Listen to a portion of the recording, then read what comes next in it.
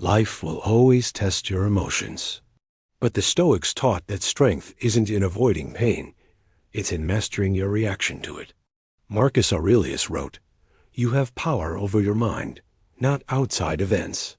Realize this, and you will find strength. Emotional resilience begins with separating what's within your control from what isn't. When you feel a strong emotion, ask yourself, is this in my control or not? If it is, then take action. If it isn't, then don't waste your energy suffering.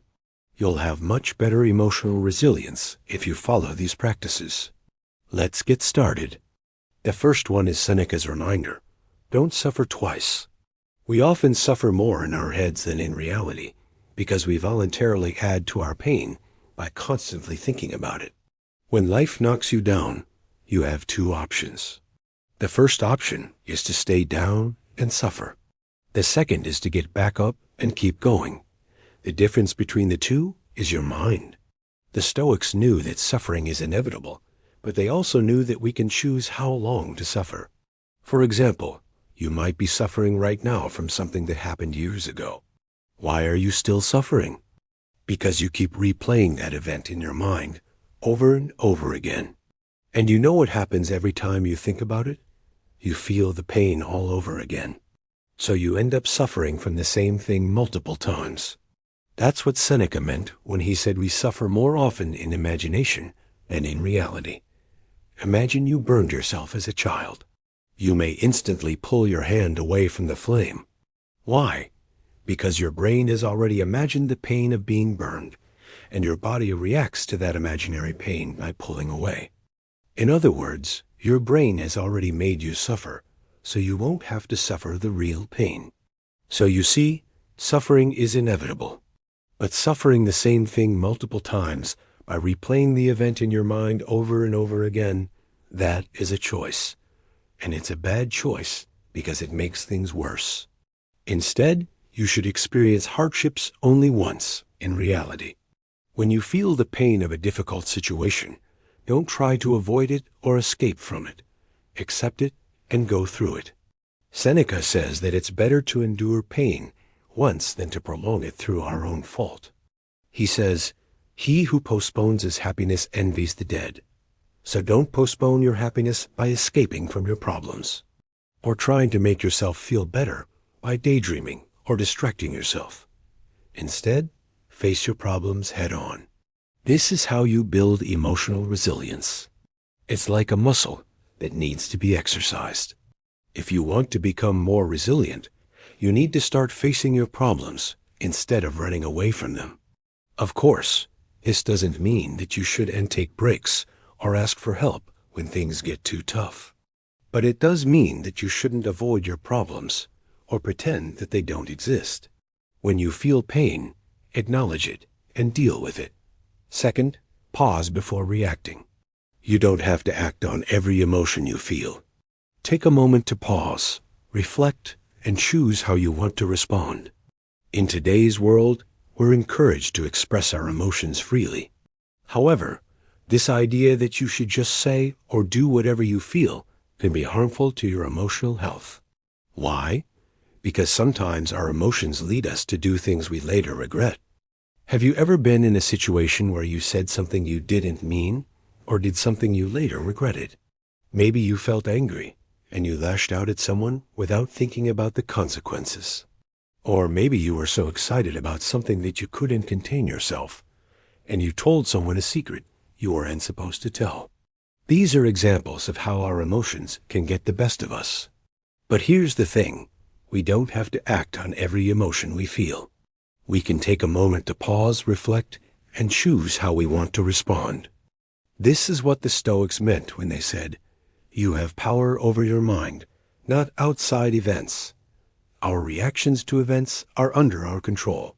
And Marcus Aurelius continues, "Realize this, and you will find strength. By accepting that we have control over our reactions, we can choose to respond in a way that is more beneficial to us."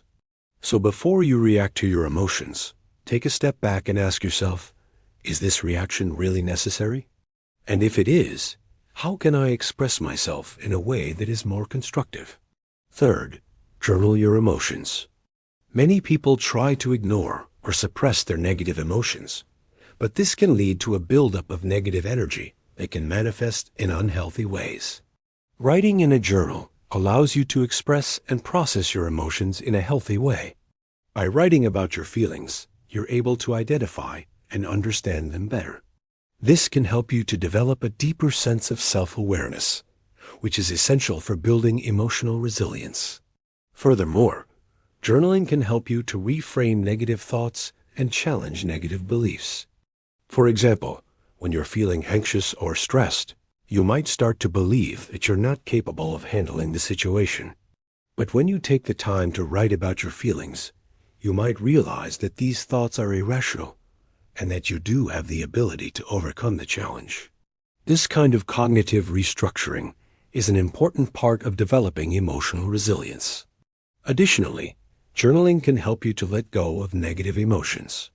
When you write about your experiences, you're able to distance yourself from them emotionally. This can help you to reduce the intensity of the emotions and move forward in a more positive way. Overall, journaling is a powerful tool for building emotional resilience. By making it a regular habit, you can develop a greater understanding of your emotions, reframe negative thoughts, and ultimately become more resilient in the face of challenges. It's like cleaning your room. A messy room can make you feel overwhelmed and stressed, but when you take the time to clean up, you feel a sense of control and calm. The same is true with your emotions. When you take the time to write them down and organize them, you feel a sense of control and clarity. So try it out. Keep a journal and write down your emotions every day. You might be surprised at how much it helps you. Fourth, ask, is this in my control or not? This is a fundamental question that every person should ask themselves. But most people don't. They just go through life doing whatever they want, saying yes to everything, and eventually they burn out. But when you start to ask yourself this question, is this in my control or not? Everything changes. You become more intentional with your time and energy. You start to say no to things that don't align with your values and priorities, and you focus on the things that really matter. The Stoics believed that the key to happiness and inner peace lay in understanding this concept. Epictetus, one of the founders of Stoicism, said that we can't control everything that happens to us, but we can control how we react to those events. When we start to differentiate between what is in our control and what isn't, we free ourselves from unnecessary worry and anxiety. We learn to focus our energy on the things that we can actually influence. So the next time you find yourself feeling overwhelmed or stressed out, take a step back and ask yourself, is this in my control or not? If the answer is no, then let it go. Release the worry and the anxiety that you've been holding on to, and focus on the things that you can actually change. Trust me, it's a game changer. Fifth, staying calm in chaos. Life will always throw you curveballs. The Stoics knew this, and that's why they practiced emotional resilience. They understood that staying calm in the face of adversity was a sign of true strength. It's not the absence of emotions, but the ability to control them. Imagine a tree in a storm. Its roots may be tested, its branches may sway, but it stands firm and endures. That's what emotional resilience is like. It's the ability to go through tough times without breaking. Now, how do you become that tree?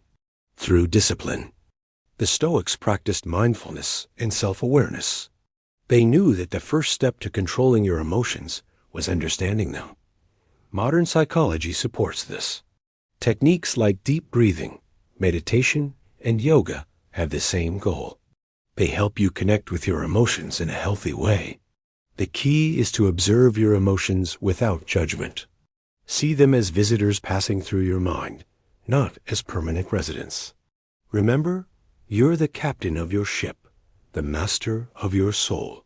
The winds and waves may be rough, but as long as you stay focused and calm, you'll weather any storm. Don't let the chaos of life shake your inner peace. Stay calm and carry on. Emotions will rise, but with discipline, awareness, and Stoic practice, you'll stay unshaken. If you enjoyed this video, please hit the like button. Thank you for watching.